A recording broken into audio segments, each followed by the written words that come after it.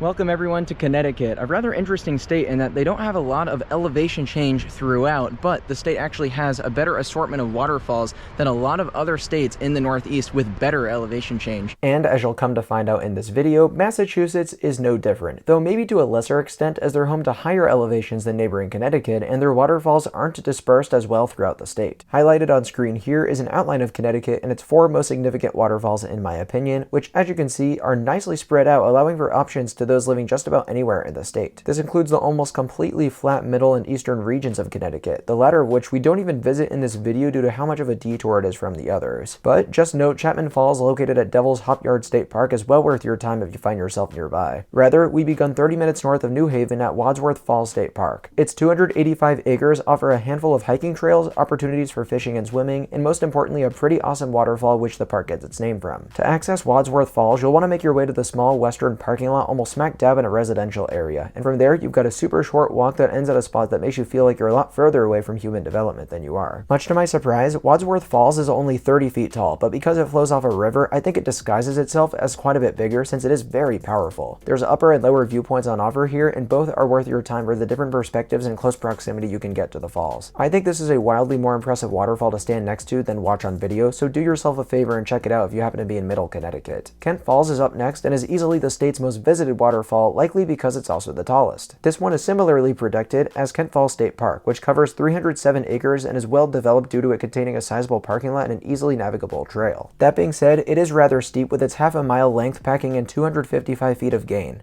This might be a short hike, but it is a butt kicker, very, very steep. There's no doubt you'll be huffing and puffing as you make your way to each of these paved viewing platforms that are all positioned in such a way that provides a unique vantage of the waterfall. Now, calling Kent Falls a singular waterfall is almost kind of deceiving as it's more of a cascade really. Its various tiers tumble 250 feet before meeting with the Housatonic River. The base view is likely my favorite of the bunch as you're able to get the most water in frame, but there's also an argument to be made for the top of the falls where you have the steepest, most narrow tier that actually comes across as a defined waterfall. But to think it's a small part of this whole thing is really cool, and it makes you feel pretty badass standing on top of it too. All in all, a pretty fun, albeit exhausting short hike that I would highly recommend, and shouts out to the picturesque covered bridge close to the lot that also allows for some good photo ops. New England as a whole is quite well known for these things, and this is one of my favorites I've seen in the region. Heading 30 minutes north, close to the Massachusetts border, let's head to my favorite waterfall in the state, Great Falls. Contrary to the previous few we've discussed, this one isn't protected in any way and is basically surrounded by homes on all sides. It's for that reason that we struggle to find the main viewing area for these falls, but they do in fact exist, and there is a pretty simple way to get to them. You'll want to park just behind Falls River Bridge and then walk up Housatonic River Road, of course referencing the river the waterfall flows off of. After about half a mile, you'll see a maintained trail begin to form on the right, and if you can believe it, that's a part of the 2,190-mile Appalachian Scenic Trail that stretches from Georgia to Maine. Soon after, you'll take a tiny little spur that terminates at this fence, which you'll be able to tell is your final destination. This thing is absolutely enormous, and it's raging today. I can't believe we're still in Connecticut. Upon first glance, I was taken back by the sheer scale of this waterfall, especially compared to the others in lower New England. It may only be 50 feet tall, but with its impressive span of 112 feet across and incredible volume of water, there's no wonder why it gave me this impression. The only thing I'm not crazy about with Great Falls is the development on top of it, with the busted up looking building and man-made reservoir taking away from the tranquility of the area. It's not an enormous deal, but I definitely prefer the state park designation of some of these other locations. If I had to draw any comparisons to Great Falls, it would definitely be one of those North Carolina waterfalls that often flow over a large and silky smooth boulder. This one has that same appearance, which is another reason I couldn't believe we were still in Connecticut. Now for the second portion of this video, we'll be making our way out of the state into Massachusetts for a handful of other waterfalls that you won't want to miss. But that's also sort of a lie because of how unique this next spot is. Campbell Falls State Park is known for a short waterfall hike that begins in Connecticut and ends in Massachusetts. Not every day you cross states on a hike. We're in Connecticut now, but past this thing, we're in Massachusetts. The 1 mile round trip journey is mostly very easy with little elevation change until you cross state lines. From there, you have 141 feet of loss on a rough and rocky section of trail that you'll have to conquer heading back up to the parking lot, but it's not too bad overall. Campbell Falls is divided into 2 tiers, with the upper one stealing the spotlight. It plunges into a small little gorge that you can actually climb into, and then that transitions into a much smaller drop which concludes in a small pool at the base. It's another waterfall that really impressed me, and this one in particular felt very secluded and immersive, if you will. A strong end to our time in Connecticut, or start in Massachusetts, depending on how you look at it. Speaking of state borders, the last waterfall I'll be highlighting can be found in Bash Bish Falls State Park, right by New York. You'll make your way through the Mount Washington State Forest, which for us included a short but smooth non-paved road. Now, to get to this park's namesake falls, you'll have the option of trekking a longer but much flatter trail from New York, or the shorter and far steeper trail from Massachusetts, which we did. In retrospect, I probably should have gone with the former because the half a mile had hundreds of feet of elevation condensed on the way back, which I was uninformed about and therefore unprepared for at the end of our day. That's all the while we were in a race against time to see this thing before sundown, which is why the footage you see here is a lot darker than usual. When you make it to Bash Bish Falls, you'll be treated to a stunning viewpoint of Massachusetts' tallest waterfall this time, about 60 feet in height. It's got a pretty mesmerizing shape to it, as a boulder splits the falls into two streams that remain separate until they hit the pool below. While I wish I got to see Bash Bish Falls in better lighting and was able to appreciate it for longer, it's a miracle I packed it in at all since we had a pretty late start that afternoon.